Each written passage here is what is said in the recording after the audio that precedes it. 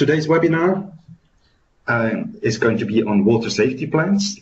I would like to introduce our presenter, Oliver Schmoll. Oliver Schmoll manages the water and sanitation program at the World Health Organization Regional Office for Europe since 2013. Before he joined World Health Organization, he was for 13 years with the German Environment Agency, being responsible for regulatory aspects of drinking water and international cooperation. His background is in environmental engineering with emphasis on drinking water management. Oliver has extensive experience in the areas of water safety planning, water quality, and water resource protection, both in the fields in many countries and at policy level. It is a great pleasure to have Oliver here with us today. Please, Oliver, go ahead. Thank you very much, Matthias, for the nice introduction. Good morning to everybody. It's a great pleasure for me to participate in this webinar today and to present to you the water safety plan approach.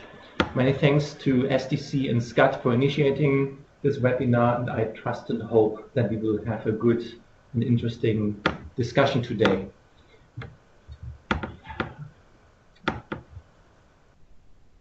Right. My presentation, as Matthias has already explained, is split into two parts. The first one is concerned to provide you with a brief introduction on the motivation and the concept of water safety plans, and the second part is concerned with providing you with some case study example from Tajikistan. Let me start with the first part, with the introduction to water safety plans. Water safety plans, the term safety is inherited in this term, and there are many different perceptions of safety of drinking water, and depending on whom you ask, you will get different answers of people of what they regard as a safe drinking water. I think it's very apparent that if you look at this picture that you can see on the slide, that many people wouldn't consider this water as safe to drink. It's brownish water running out of the tap, very unpleasant. However, if you check a few tick boxes in terms of common answers of what people think of what kind of water is safe, you can tick several boxes for this very water. This water comes from a pretty advanced supply technology, which is a piped water technology, which many people across the globe consider as a means of delivering safe water. This is the water I have been talking about all the time. And I hope you still remember my words. So many people wouldn't consider this water as being safe. However, if you check a few ticks here, this water runs out of a specific supply technology, which is considered as improved and perhaps the best we have, namely piped water. Believe it or not, this very water is disinfected, a key criterion for safety for many people. This water is also regularly tested by surveillance authorities on a daily basis in the system from which I have taken this picture. And believe it or not, the water, the day before I took this picture, had been tested and was fully compliant with the national standard. So many of the features that we take into consideration in describing the safety of a drinking water are actually positively ticked in this very example, which leads us to a key limitation, particularly in testing, is that if we really over-rely on microbiological end product testing, classical end product testing, as stipulated by many regulations across the globe, we can conclude that this is indeed too little too late. Why? Outbreaks of waterborne disease frequently happen in absence of fecal indicators, something like Escherichia coli or Enterococci in drinking water. Secondly, end product testing has no early warning capacity. If I take a sample, I will only know 2 days later if the water had been unsafe at the time when I had taken the sample, but when I have the results, the water will have been drunk already. Also, end product testing has no capability to detect short-term fluctuations in drinking water supply, which are known to be the most critical events and most critical for public health. So thereby, using this point of departure, there's a clear need for a more holistic and proactive approach in managing drinking water quality, which is focusing on prevention, on thorough system assessment, and clear process control. The WHO guidelines for drinking water quality, which are considered by many, if not all, regulators across the globe as a point of reference for public health protection with drinking water, have been advocating since its third edition in 2004 a framework for safe drinking water, which consists of 3 elements: setting of health-based targets by national regulatory bodies, implementation of water safety plans under the responsibility of the water suppliers, and independent surveillance to be carried out by typically health branches in the government system. The water safety plan in this framework for safe drinking water is described as the most effective means of consistently ensuring the safety of a drinking water supply through a comprehensive risk assessment and risk management framework that encompasses all steps in water supply from catchment to consumer. If I was asked to explain the water safety plan approach in a nutshell within a minute, the following I would say. The water safety plan, even though the word consists the word plan, is not exactly a plan, but is a piece of thinking, a continuous piece of thinking, where the water operator or manager is supposed to be able to answer the following 4 questions day and night, if you wish. The operator should be aware what the risks to the supply system are, how important they are in terms of public health protection, how they fix them on a day-to-day basis, and how do they know that these problems are being fixed properly. This piece of thinking is to be applied continuously and is to be applied throughout the entire supply chain from catchment to consumer. The water safety plan then, in a more structured way of explaining it, comes with a number of systematic steps which are shown on this slide.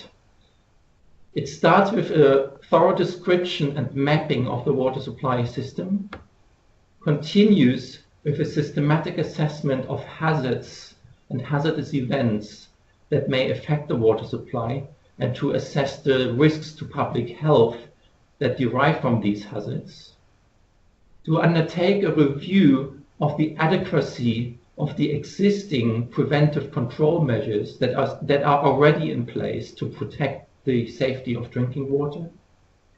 On the basis of this assessment, to prioritize and incrementally implement improvements on the basis of an improvement and upgrade plan, to establish operational procedures and verify the effectiveness of the WSP on a day-to-day basis, and finally to review and improve the water safety plan continuously. To undertake all these steps, this concept requires at the water supply level to establish a team or a water safety plan team which oversees all these steps in a continuous manner. The system assessment or hazard analysis and risk assessment are the core elements of a water safety plan. They require the water safety plan basically to step back and analyze for each step throughout the water supply system and analyze what can go wrong and where. It's basically an analytical exercise by which the water safety plan team is supposed to identify possible hazardous events that introduce hazards to the supply system, or events that fail to remove those hazards from the system. These could be technical defects, for example, a disturbance in treatment.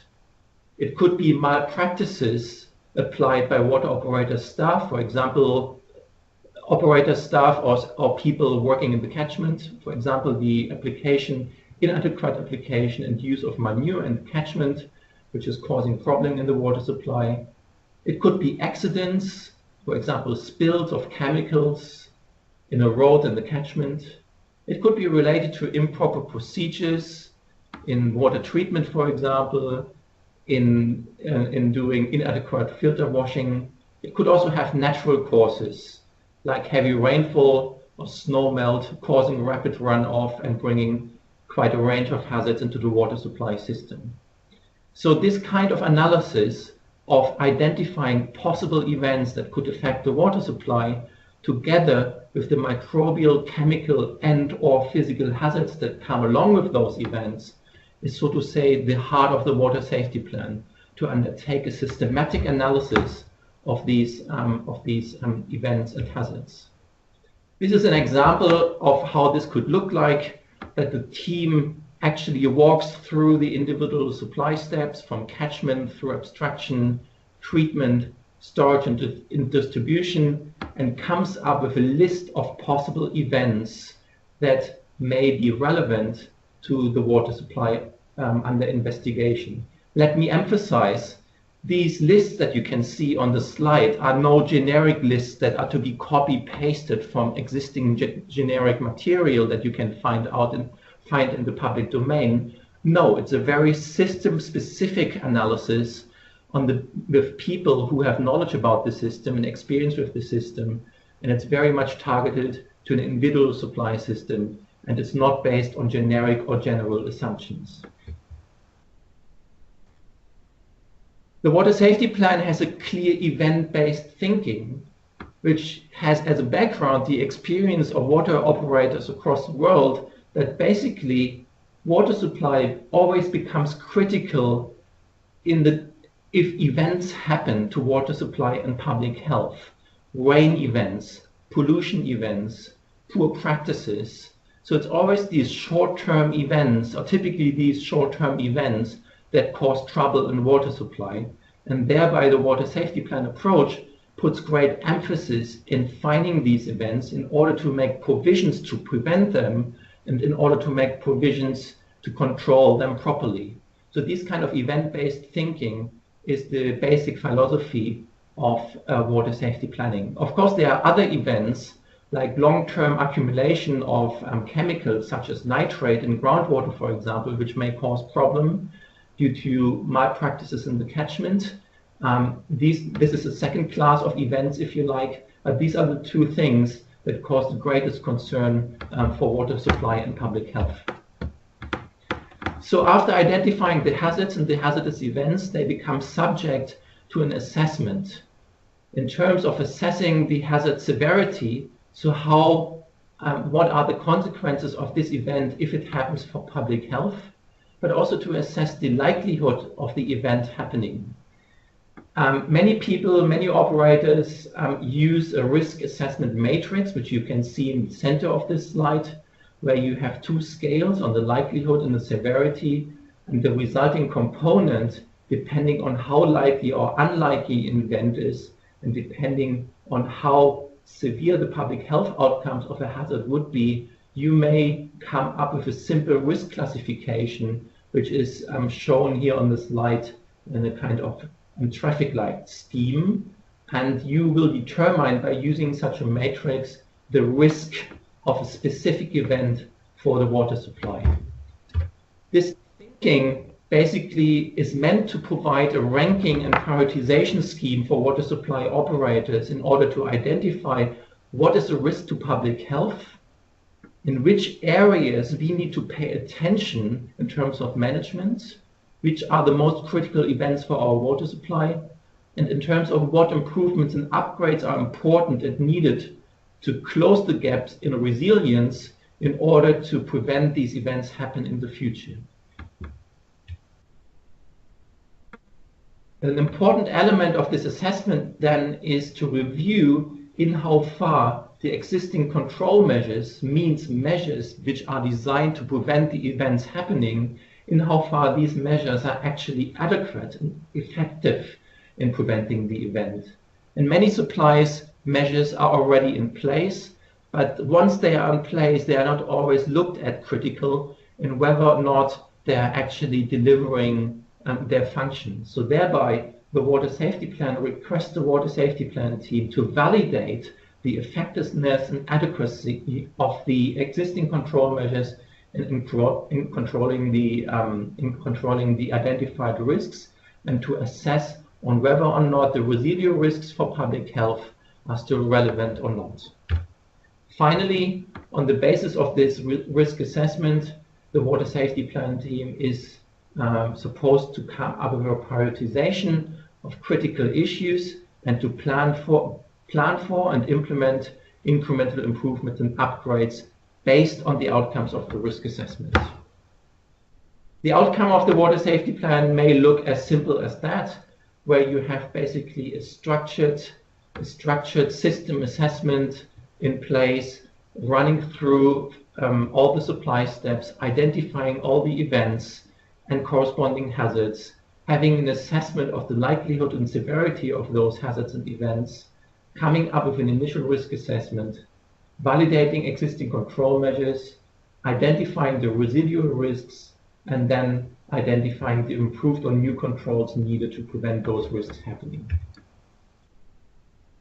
Conclusions. Water safety plans are a codified safe management approach, so to say a public health benchmark for safe drinking water. We within WHO very often hear people referring to the WHO guidelines and saying we are complying with WHO's guideline values and therefore we are in compliance with the guidelines. We say in WHO, if one wants to comply with the WHO guidelines, one has to comply with the guideline values, but also has to comply with the framework for safe drinking water and specifically the water safety plan approach. WSPs provide a holistic and proactive risk management approach that applies for all types and sizes of supplies.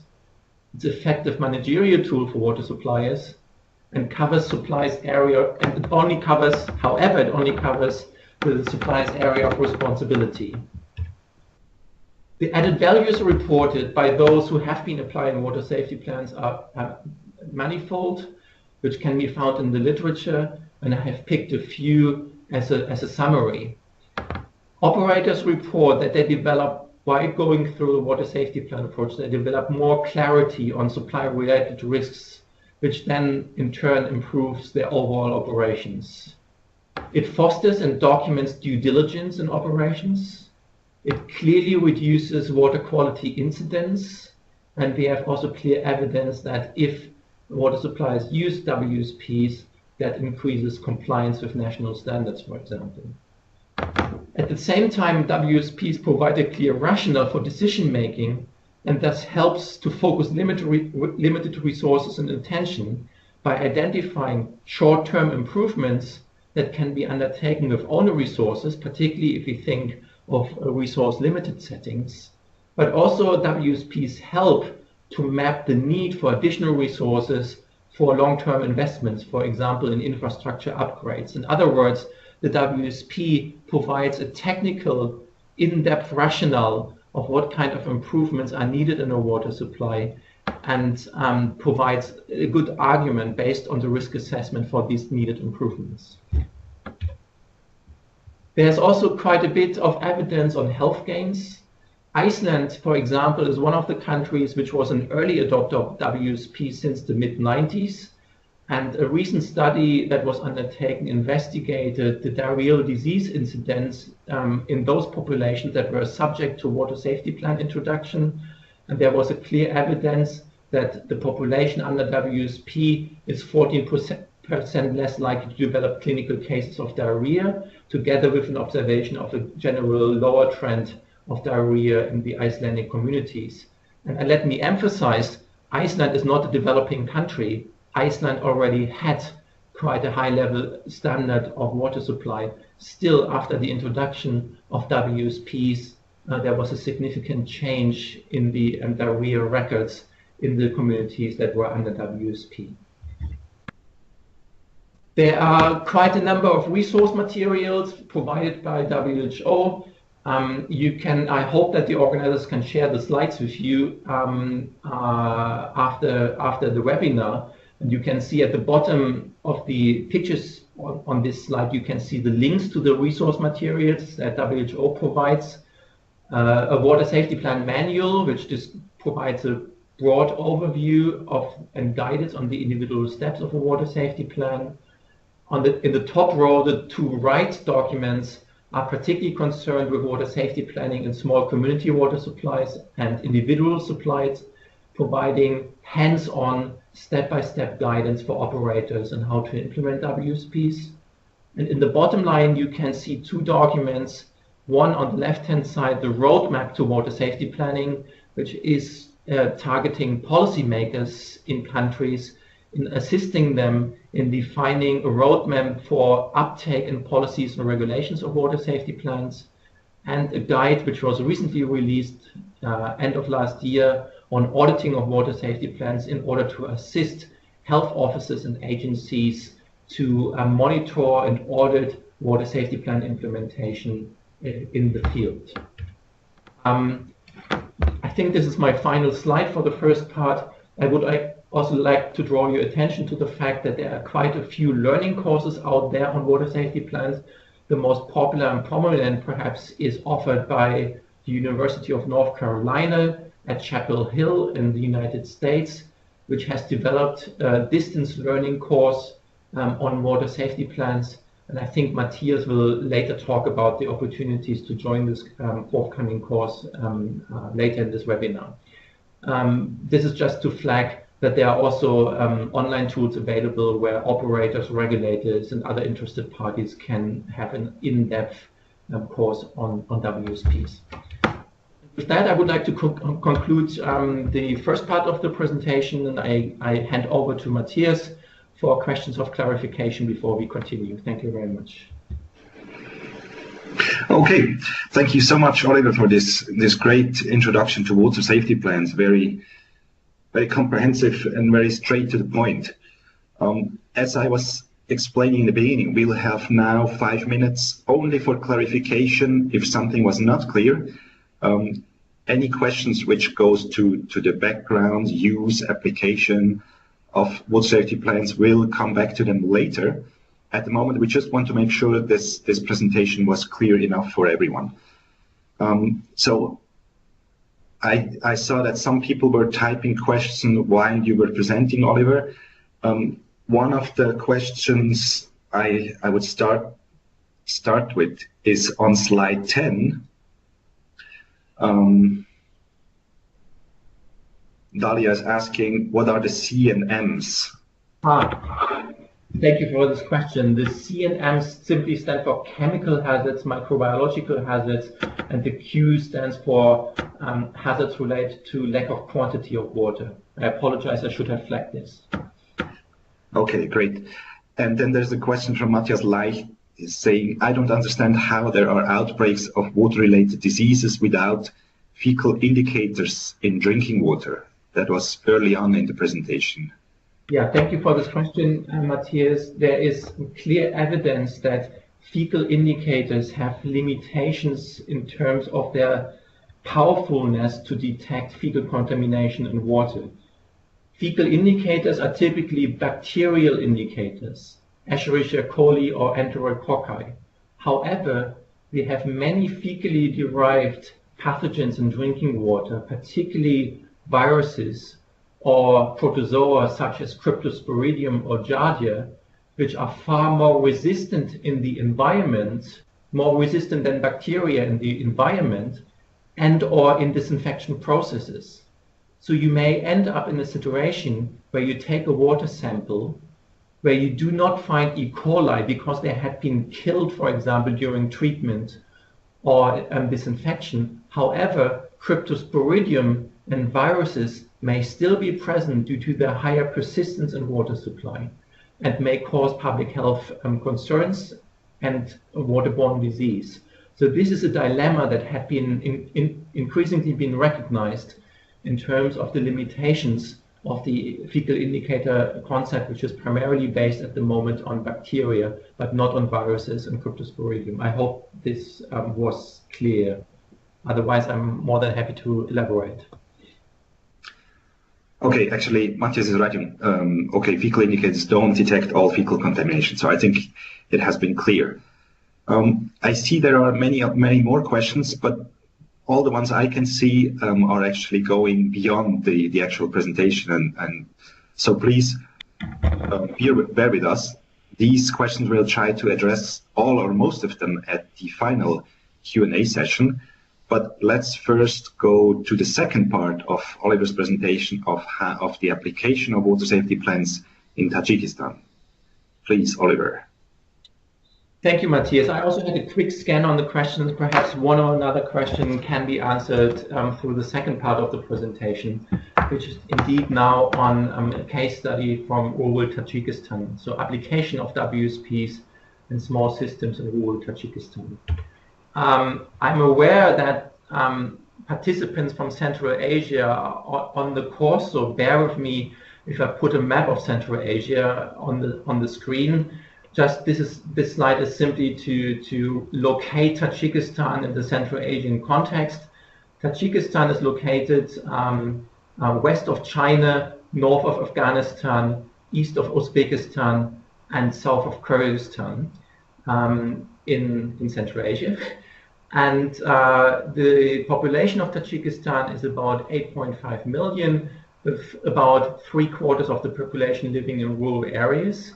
It belongs to the WHO European Region for Europe, which has 53 member states and includes all the countries in Central Asia and the Caucasus, basically all post-Soviet countries.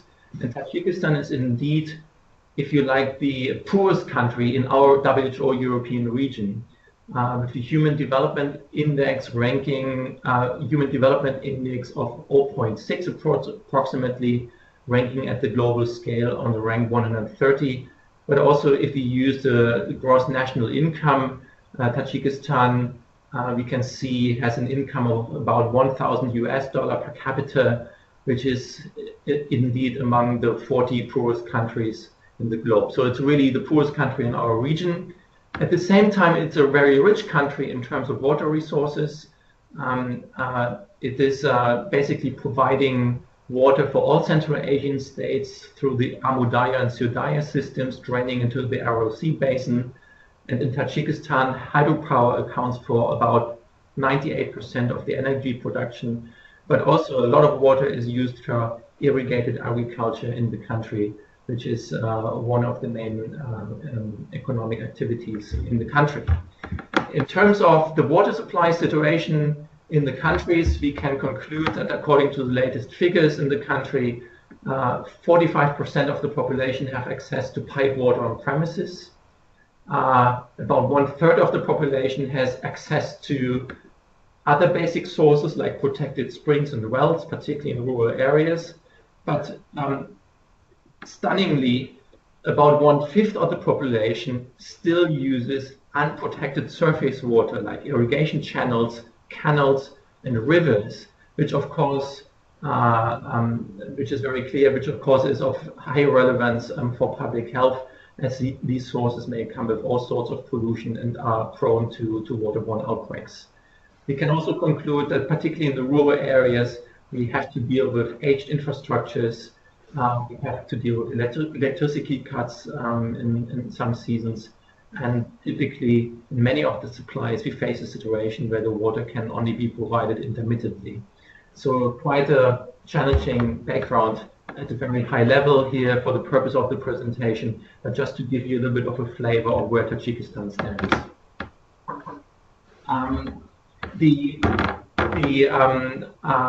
The pilots I want to speak about from the town of Novobod, which is located on the left-hand side on the map in green, and the village of Quaragoch, which is in the south of Tajikistan, near the border to Afghanistan. The partners for implementation of this pilot project in 2011 and 12 were the Ministry of Health, the State Sanitary Epidemiological Surveillance Service, and as well the local communities and municipalities with whom the water safety plan pilots were developed. The village of Quaragoch, which is in the south of the country, has about 500 inhabitants. The people use 3 local spring sources.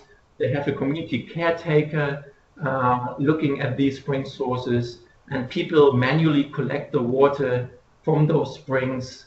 And at the time of the project, had return trips of 200 to 300 meters to collect the water, either by manual transport or by using animals or donkeys to deliver the water, to bring the water to their homes. So there was a very high burden on the community in terms of time spent for water collection, but also limitations in terms of the quantity that could be collected for household use.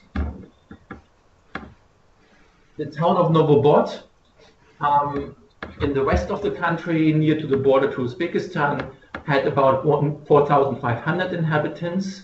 It was not operated by the community, by the state unitary enterprise, which is sort of a model, a management model, which had been introduced in Tajikistan in the past years, with 8 staff in place, managing the water supply, and there was a water fee being collected for the services of the water supply.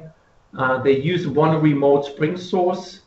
They have near the town of Novobod 2 large service reservoirs feeding into a pipe distribution in the town, where primarily there are public taps on the streets available where people go and collect the water, with a few people having taps in their yards in the community. The supply was characterized at the time of the project by highly intermittent supply, with the population receiving only for 2 or 3 hours a day the water from the taps, and then otherwise had to wait until the next day. In the pilots in 2011 and 12, the following course of activities was applied.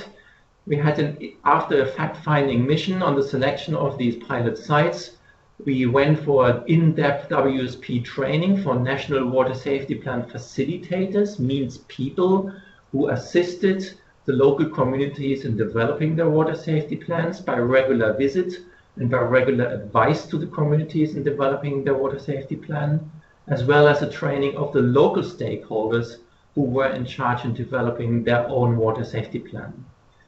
This was followed by a period of WSP development by the community itself, with the support of the facilitators on site, but also remote advice, but also with some financial incentives to finance and to install improvements that were identified through the water safety plan, so that the communities could already start with improving their system.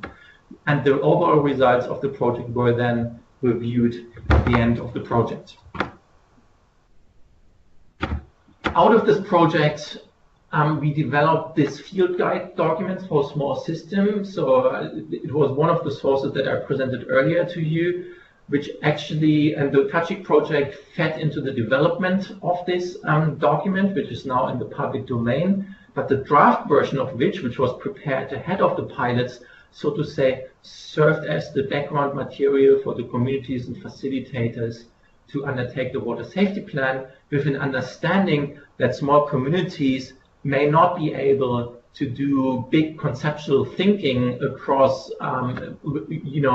along academic concepts, but that small communities needed very hands-on guidance, templates and tools to deliver the individual water safety plan steps. Now, on the steps, local water safety plan teams were established in both cases, and the local stakeholders were asked to bring together everybody who shares interests and has knowledge on the community water supply. These included the leaders of the community in the case of the smaller village in Quaragoch, or in the case of Novobod, the state unitary enterprise, which of course, where the staff of course has great knowledge on the water supply, including technicians or the caretakers, but we also included other people from within the community, like religious leaders, teachers, or women associations, and also other community members, to make sure that the messages and that the outcomes of the water safety plan are also being communicated into the community, but to also have input from the community on the water safety planning process. And of course, the local health offices were also involved in the water safety plan teams. It's important to emphasize that the water safety plan team, if ever possible, should build on existing structures and should not invent a parallel structure in the community. So if there is already a state unitary enterprise present in the town, there's no way of establishing the water safety plan team outside of it. Or if in the community there is already a water user association, then the water safety plan team should be embedded and integrated into that water user association instead of creating something new outside of the existing structures.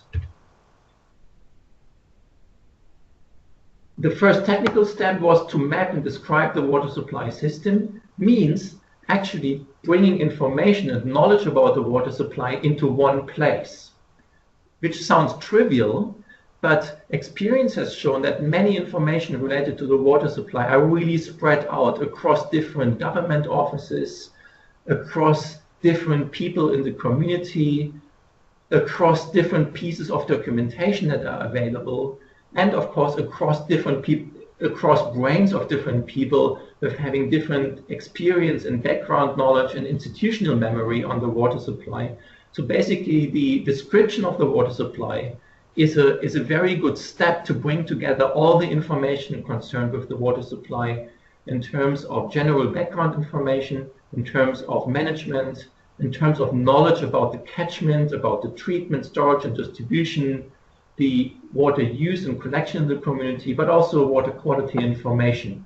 So that was a quite of a intensive exercise, which was particularly facilitated by a quite extensive form where the community had hints and ticks that they could go through with advice on what kind of information they should bring together and collect. We also undertook a mapping of the water supply system, and to be very clear, this mapping is not meant to be a GIS exercise or a very sophisticated exercise, but in the case of Quaragoch, actually we came up with a very simple hand-drawn map which provided a conceptual overview of the system and of the key features and hazards perhaps that could be expected in the system as a basis for the discussion within the community of what the water supply is about, and as the basis for water safety plan development. In the hazard analysis, which I explained earlier, it was the task was to identify possible hazardous events and hazards. And again, this is not an academic desktop exercise, but it's a very practical exercise where the community or the water safety plan teams basically steps back, walks through the system, inspects all the infrastructures, and discusses potential hazards and hazardous events, and what can go wrong and where, and also talk and interview community members on what they think of what could harm their water supply. So it's a pretty extensive but systematic exercise guided by the forms that we provided, involving the community and basically undertaking an in-depth hazard analysis of the events and hazards to be expected in the community. Again, facilitated by sanitary inspection forms and other checklists which provided hand-on guidance for the community members on the on-site fact-finding in terms of whether, for example, fecal material could be observed, whether animals are present, hinting to on-site sanitation, giving guidance on possible design flaws and conditions of protective infrastructures, etc. So standardized forms and tools were key in facilitating this analytical step. Here is a picture of few selected of the hazards that we could identify. I'm not going to comment on them in detail due to time constraints, but these are the kind of things that you can identify, like on the top left, sanitation facilities just uphill of the spring, access of animals, insanitary collection containers, compromised protective infrastructures on the bottom left, inspection covers of the springs, leaking pipes, or open in-home storage containers for stored water. In terms of characterizing the risks, we decided not to go for this kind of academic approach of having systematic or scored assessments of likelihoods and severity, as we thought after this first discussions with the community that this is far too academic and far too abstract. but we went for an alternative approach, which was more or less based on discussion-based judgments among the team in terms of an assessment of what really requires more attention and requires improvement in the community, and coming up with a three-class classification system in terms of what is very important and requires urgent attention and action by the community, what is still important and still requires attention but not as a first priority, and things that are less important, at least for the time being. And also triggering a discussion on what the community or what we can improve with our own resources in the first place. So we went for a simple, straightforward assessment system, and this is the outcome in Novobod.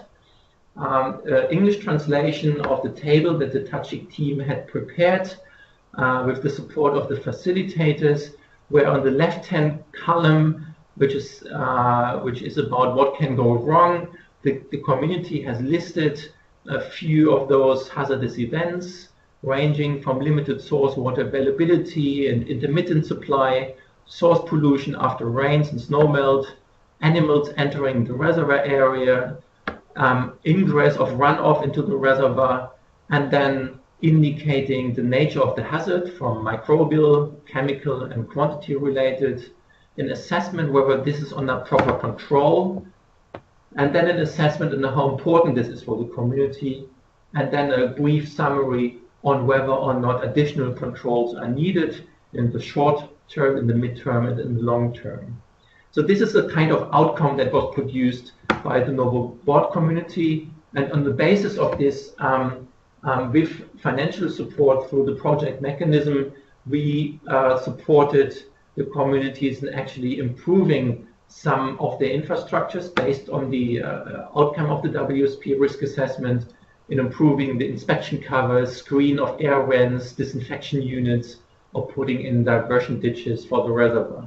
So these were very concrete improvements that could then be achieved in the course of the project. Similarly, for the village of Quaragoch, an English translation of their table, for time reasons, I will not walk through this table in detail, but you will have opportunity to look at it after the presentation. But again, as an outcome of the WSP, the project was sort of supporting the improvement actions that were identified as priority to and supported the implementation of those in terms of infrastructure improvements, but also in terms of hygiene education for those in charge for collecting water from the sources. A very important aspect of the water safety plan, which I have not flagged intensively in the first part of the presentation, is the development and establishment of monitoring and inspection plans, which are meant to be a tool for ongoing assessment and monitoring of the conditions of the water supply, not only in a one-off manner, but in a continuous manner. So therefore, we have developed with both communities sort of, you may say, standard operating or standard monitoring procedures, but in a very simple way, where we have identified for each system component the what, the how, the when, the where, and the who for monitoring and inspection activities, as well as corrective actions needed in case the inspector or the person who is monitoring identifies any faults or any problems. So very hands-on, simple, straightforward forms were developed for the community and for the state unitary exercise, basically documenting their monitoring inspections and also providing record forms for them to make sure that they have a clear scheme along which they look at their system and a clear scheme on which they are assessing their system on an ongoing basis. So these monitoring inspection plans have been developed, and you can see here on the slide a very simple one for inspecting the spring box, looking at the fence, looking at the inspection covers, looking at the spring box structures, and looking at raw water turbidity, and also listing a few corrective actions that the caretaker could take immediately when he or she was detecting one or another fault. Similarly, we came up with operation and maintenance instructions for the various pieces of infrastructures. I'm not going into detail here, just highlighting that these kind of operational components of the water safety plan are extremely important, particularly for those areas where high risks were identified in the risk assessment. For those areas, there was a clear need actually to make sure that ongoing attention in day-to-day operations is being paid through this monitoring and operation and maintenance instructions. Finally, the lessons learned. We learned in our project that communities can do it if they are provided with clear tools, hands-on forms and guidance, but that in the first cycle of the water safety plan implementation, there is a need for external WSP facilitators, so to say, points of contacts for the community who can be asked, who can provide technical and procedural advice in developing the WSP. Secondly, a clear lesson learned was that the WSP needs to build on established community groups, water associations and water user groups. If they're already in place, there's no point in establishing parallel structures. There's a need for broad capacity building at the outset, but also ongoing capacity building if we think of scaling up at the country or regional level.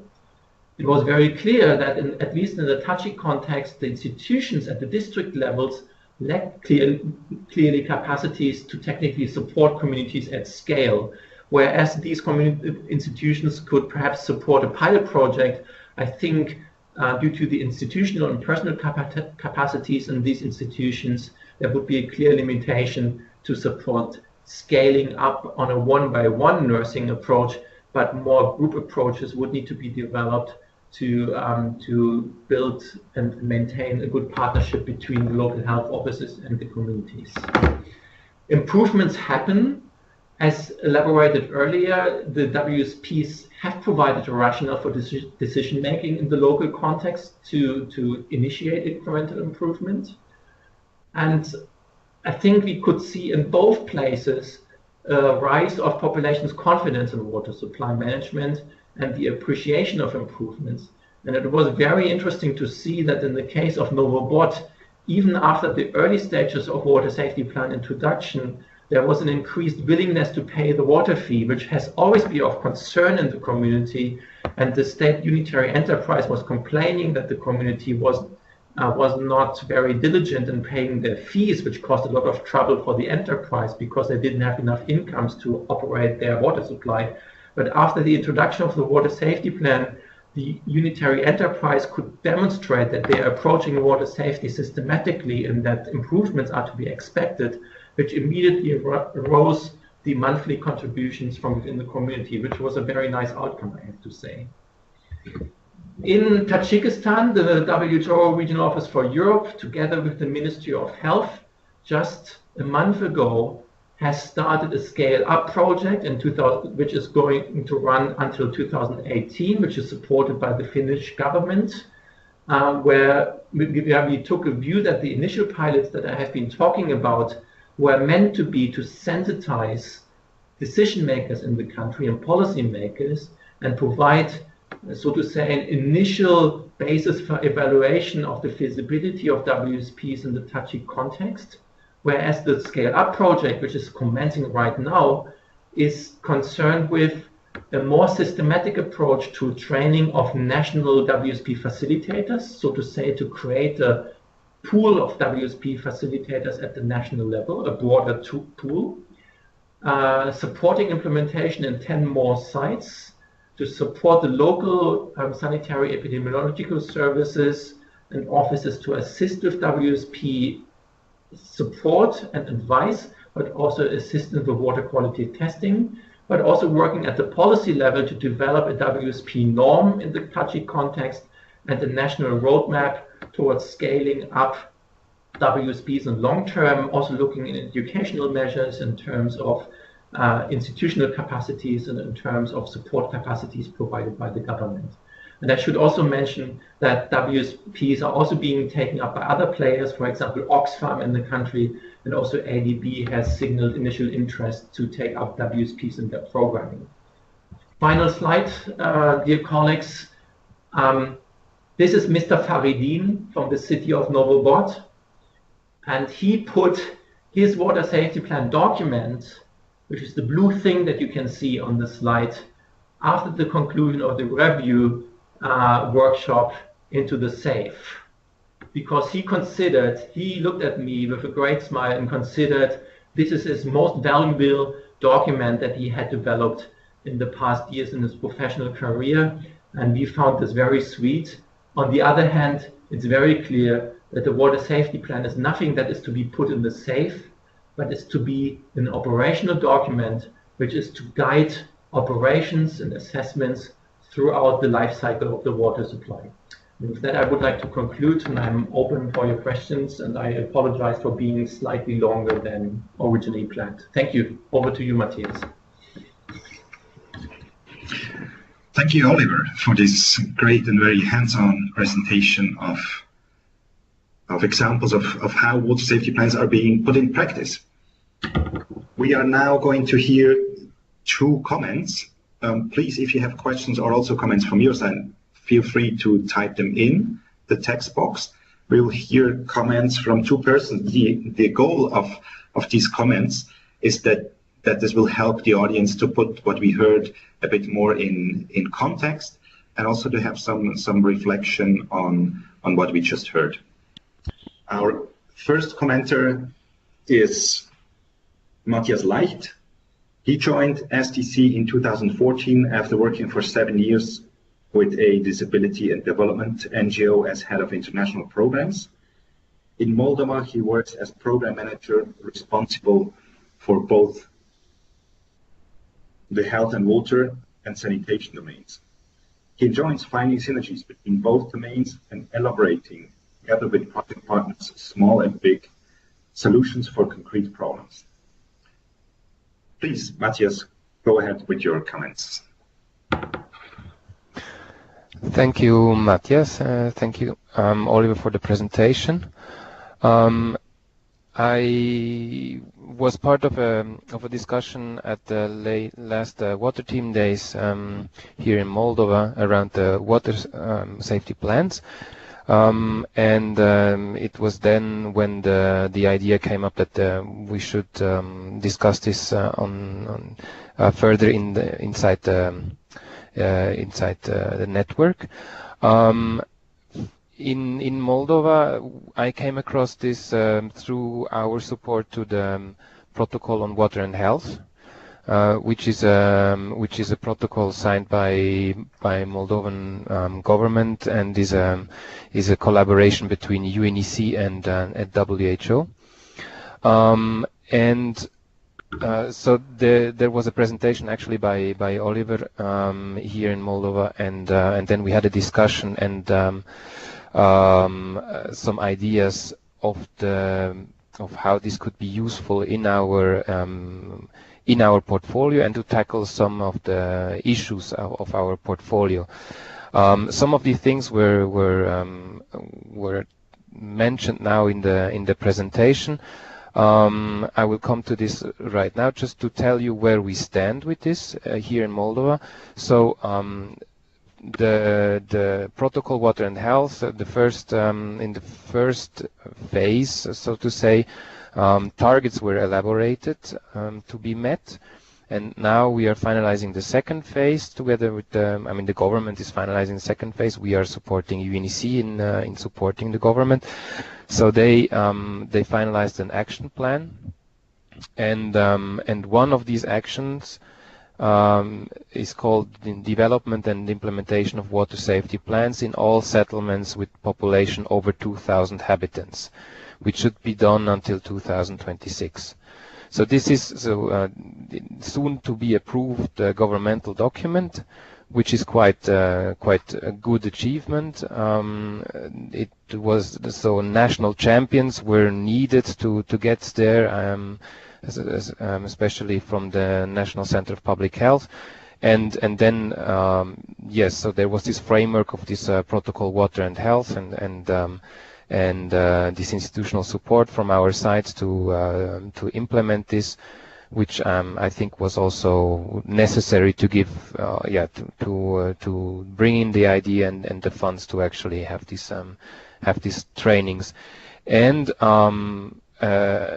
now it will be piloted also with our financial support in the Apasan project in around 6 villages. So this is the concrete things that have happened and that will happen. However, there is I see a risk because in the end it's one action of I don't know, a list of 60-70 actions to be taken by the government, and as it happens with a lot of these strategies and action plans, many things can get forgotten or just don't happen because yes, of course, you think it's important. But you don't have the funds, or I don't know. So I think still we need to have good arguments and identify incentives for local public authorities and for the national authorities to actually implement what they propose themselves to implement. So regarding the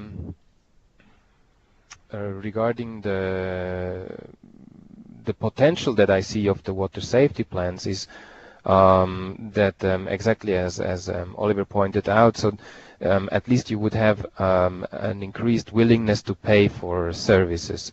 And I like this idea of having the water safety plans embedded in a cycle where you assess the situation, you identify risks and then also investments. You get the buy-in from the local communities. They will, they might invest themselves in some short-term solutions, but on the other hand, they have a clear idea what they need from outside funding. Outside funding meaning could be the local governments. Here in Moldova, we have different funds, governmental funds who have the opportunity, have the possibility to invest in this, or then of course also the external donors such as the SDC or the banks. So if you have this could be an incentive for further investments and for actual demand, but.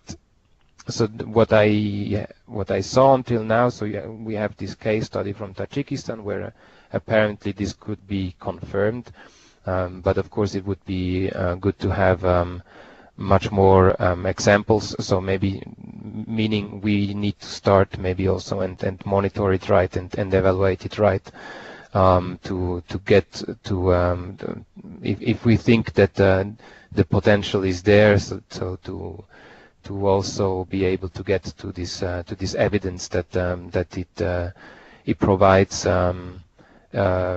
good results, not only in better health, but also in better maintenance of the system, in increased willingness to pay, and in increased investment in water supply. Some questions from my side. I saw that there were some similar questions about the facilitators here in Moldova.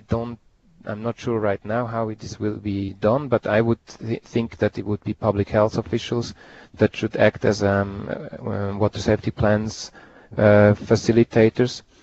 And the other thing is about. I also saw that now there are not only water safety plans but also sanitation safety plans. So is this something that to be combined? And yes, so actually Oliver pointed it out. These teams or these water safety plans, they have to be embedded in what is already there, be it a water users association or be it any other group that represents represents the village and the interests of the population. Yes, so this is a little bit what we have to think about as in our different countries, how these water safety plans can be actually included, integrated in our portfolio, how to embed it in the architecture of similar groups, plans, etc., that are already happening at the village level.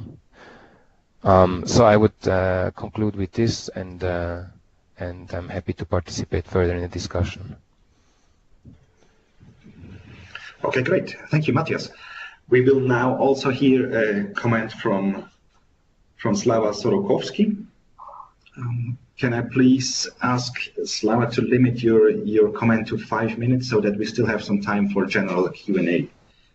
Our second discussant is Slava Sorokovskyi. He has 18 years of experience working in local government and development projects. Since 2007, he's working as the decentralization public service expert for the Swiss-Ukrainian Decentralization Support Project, implemented by Skat Consulting. Slava holds a master's degree in public administration and is responsible for developing and supporting projects in water supply, sanitation, and solid waste management. Please, Slava, I'm now handing over the microphone to you. Thank you very much, Matthias. Hello to everyone. I hope everyone can hear me well. It's a pleasure for me to be a discussant for this interesting topic, and thank you, Oliver, for your presentations. I have to say that WSP concept is actually not known in Ukraine. Yesterday was 9 years I'm working for Skat project, actually dealing with water supply, and I have never heard about any WSP initiatives at a different level. Just recently I've got to know that one Ukrainian NGO is piloting WSP at rural areas level, but it's at the first stage of piloting, and actually not much is known about that.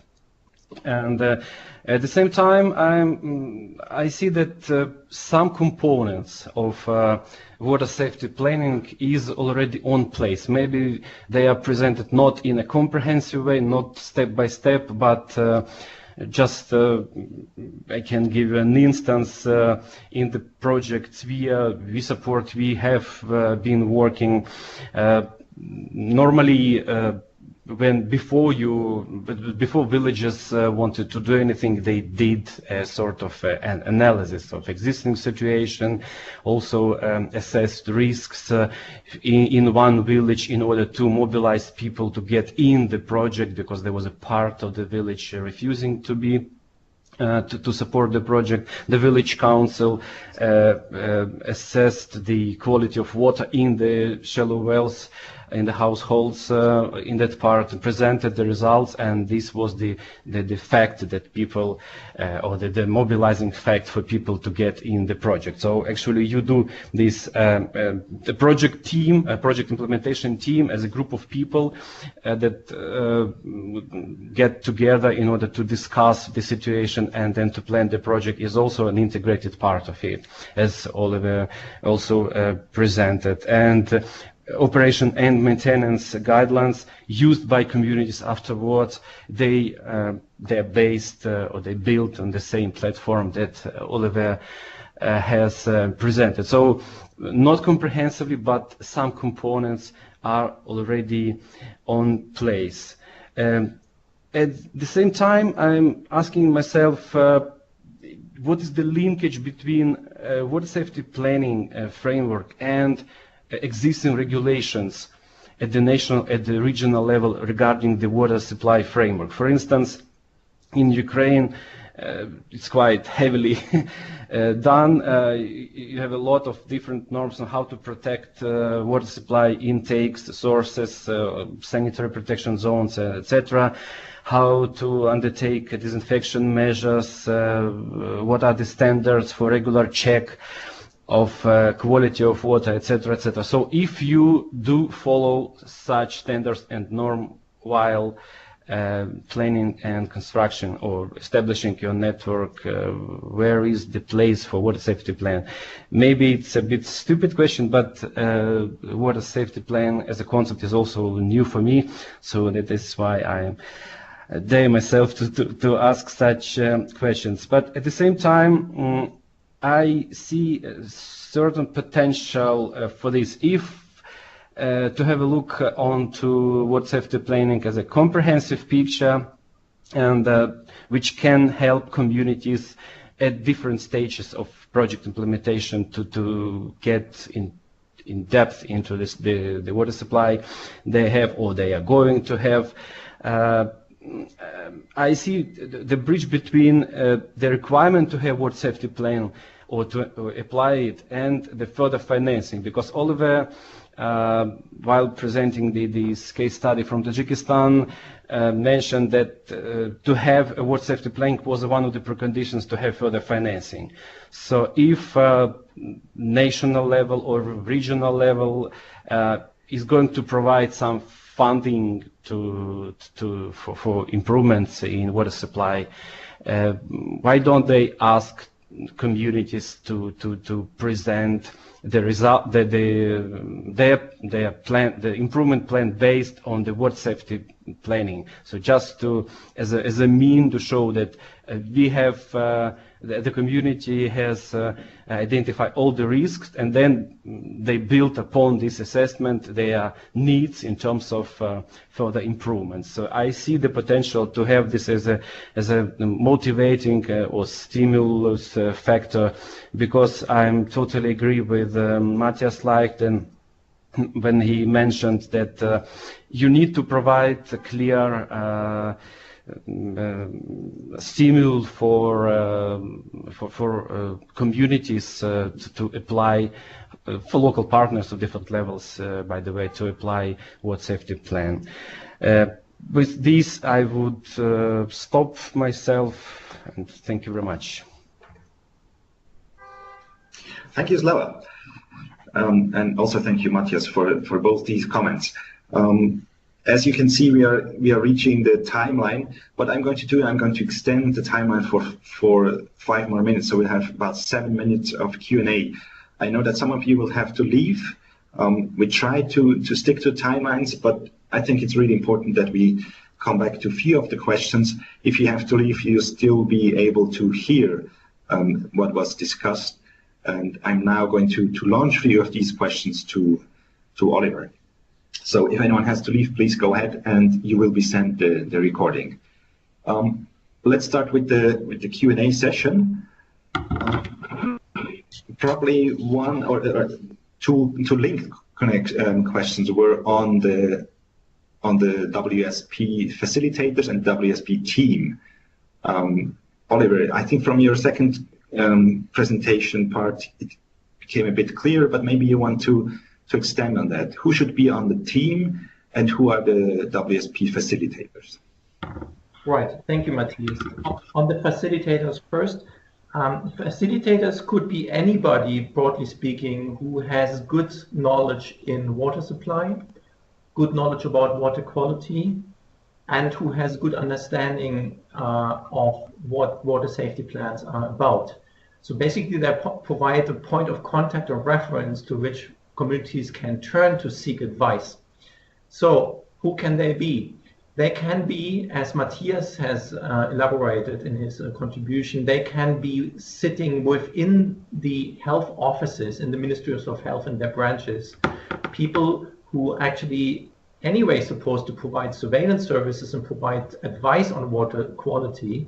They could be, so to say, upgraded to also provide advice on issues related to water safety planning, but they could equally be from other institutions, like, for example, water industry associations, water suppliers associations. They could also be from academia or other support institutes or agencies who have knowledge in water supply. And I think there's no generic answer to this, but this will very much depend on the country setting and institutions available in the country, and where, so to say, facilitators are best nested in terms of providing a resource for knowledge.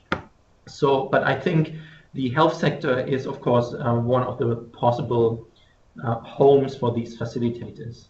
In terms of the teams, as I tried to explain, this will very much depend on the kind and size and type of water supply. So in a large utility in the capital, the water safety plan team will primarily be the water operations staff and management staff from within the utility, with a few external stakeholders, for example, from within the catchment or from water user groups. But primarily the technical expertise for developing a WSP would sit within a utility. However, if we come to low resource settings in the rural context, so to say, on the other side of the scale, then it's really everybody who has knowledge and shares interest in the water supply, ranging from the local caretaker through local health and water offices, through NGOs active in the area, through water users and other community leaders. So it really will depend on the context and at the manpower available in each specific setting. But in any case, all knowledge and experience with water supply should be brought together in the WSP team. Okay, great. Thank you, Oliver. I'm combining two more questions. One is, do small rural isolated communities without operating and management in place fit into the water safety plan concept? And the other one is, if there's any experience of applying water safety plans in war settings. So basically looking a bit beyond what you present and asking, are water safety plans feasible in all kinds of settings, including remote islands and including war and other fragile contexts? Right. On the war settings, I have to say I don't know. I mean, I am not aware of specific WSPs in war settings. I'm not exactly sure what the question is referring to. But if you can, broadly speaking, departing a little bit from the war specifically, we can say that in diligent water safety plans, there's always a component embedded which is concerned with emergency conditions. So it could either be a war situation, but more typically it would also be conditions like extended droughts or flooding conditions, or have periods of water scarcity. So these making provisions and thinking through specific emergency circumstances can become an integral part of a water safety plan. The war is a very specific one, and I'm not sure about that because it's everything is turned upside down. But making provisions for emergencies is definitely an integral part of the system. On the second part of the question on what to do if there is not any sort of structure taking care of operation and management of the water supply, well, the water safety plan will not solve that kind of solution. So if there is no body or person mandated with water supply and having ownership and responsibility for the water supply, the water safety plan will not have a proper point of entry. So these kind of institutional setup and arrangements, of course, would need to be solved first before a water safety plan can be developed. However, a water safety plan may be an entry ticket for the community to assign such responsibilities by offering a tool with the water safety plan to develop some form of responsibility and mandate within the community. Okay, great. I will now come to the final questions. I'm aware that we will not have answered all of them, but maybe there's opportunities of answering some of them in other ways, in other forms. So the final question is, water safety plans as a precondition or as a tool for obtaining co-financing. What are your experiences there, Oliver? There's an emerging trend, at least from the WHO perspective. We have not only in the regional office for Europe, but globally, we have been increasingly talking over the past years with banks and development agencies on WSPs to discuss and explore in how far WSPs can be included in their programming in assisting countries, regions or communities with water supply, broadly speaking. And let me give you an example from the Western Pacific region of WHO, where there have been a large-scale project on scaling up WSPs, I think in more than 10 countries in Asia, with large support from AUSAID, or DFAT nowadays, which is Department for Foreign Aid in Australia. And DFAT, in fact, has made water safety plans in the meantime a precondition for financing water projects and investments into water infrastructures. Or in other words, if a recipient does not provide evidence that they are taking on board and developing and implementing water safety plans, they are not eligible anymore for some financial and technical assistance in that context, with a view that water safety plans provides a sustainability and long-term management component to any investment being made into water supply infrastructures. So thereby, we think that there is a nice handshake between development agencies and banks and their efforts to support water supply and invest in water supply with the water safety plan approach, as the latter will provide some reassurance for the institution providing support in the sustainability of what they do. So thereby we are promoting and assisting with this kind of programmatic and policy uptake. And co-financing can become very relevant. As I try to explain, WSPs will also map long-term investment and upgrade needs. So if any donor or development agency takes this as a point of departure for their programming and planning, they have reinsurance, so to say, that they are really investing in a place, loosely speaking, which has identified its priorities and where there are clearly defined needs. Okay, great. Thank you so much, Oliver, for all these explanations. And I think this is a good moment to stop. I'm aware that we haven't answered all the questions, and I'm also aware that we're just scratching on the surface. As Oliver pointed out previously, there are more in-depth courses organized by WHO and the University of North Carolina. I just yesterday got a message that there are now the dates of the next two courses are out. So there's going to be an edition in fall and another one in winter 2017. These are online courses taking about 5 weeks, which you can follow and which will give you much more information and hands-on exercises.